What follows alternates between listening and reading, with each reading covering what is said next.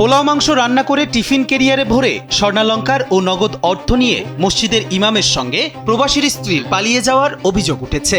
বরিশালের উজিরপুর উপজেলার ১৬ ইউনিয়নে শুক্রবার জুম্মার নামাজের পর ইমাম বেলাল ফকির লাইজু আক্তার নামের ওই নারীকে নিয়ে পালিয়ে যান বলে অভিযোগ তোলেন তার শাশুড়ি। এই ছেলের সাথেই গেছে, আর হেও যে টাইমে নামিয়ে গেছে ও এই টাইমে নামিয়ে গেছে। রান্না বাড়া করছে, 4 পেঁয়াজের তরকারি রানছে, ভাত রানছে, পোলাও রানছে, রান্দে টিফিন বক্স ভরিয়ে নিয়েছে।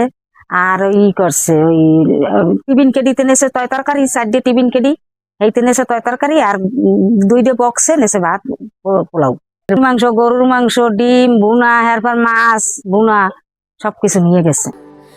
স্যান্ডেলিনা সো, রূপচর্চায় আভিজাত্য।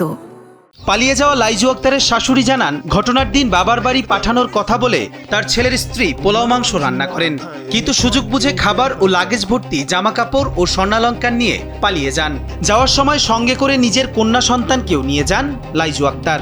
খালি একটা লেপ আছে, আর ওই তোষকটা আছে ভাস্কর, আর এই তক্তার পর লাখিস লুকিস কিছু নাই। নতুন কাপড় চুপড় এককালে লাখিস বোঝাই, কিছু নেই। এলাকাবাসী জানান, দীর্ঘদিন ধরে মসজিদের ছাদে ঘন্টার পর ঘন্টা ফোনে কথা বলতেন বেলাল ফকির। এমনকি রাস্তার 2 পাশ ধরে তাদের দুজনকে একাধিকবার হাঁটতেও দেখেছেন স্থানীয়রা। এ সময় তারা মোবাইলে কথা বলার ভান করে রাস্তা ধরে হাঁটতেন।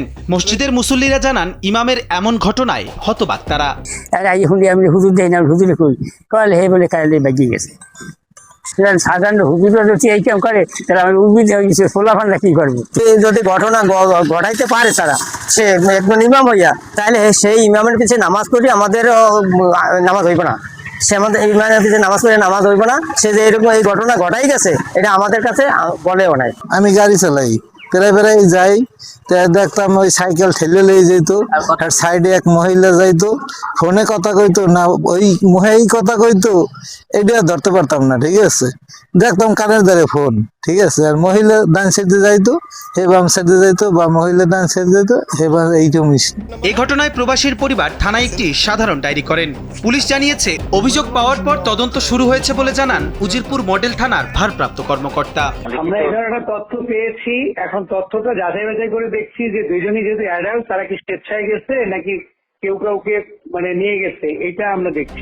মসজিদের ইমামের এমন কাণ্ডে পুরো এলাকা জুড়ে চাঞ্চল্যের সৃষ্টি হয়েছে। সঠিক তদন্ত করে তার বিরুদ্ধে আইনি ব্যবস্থা নেওয়ার দাবি স্থানীয়দের।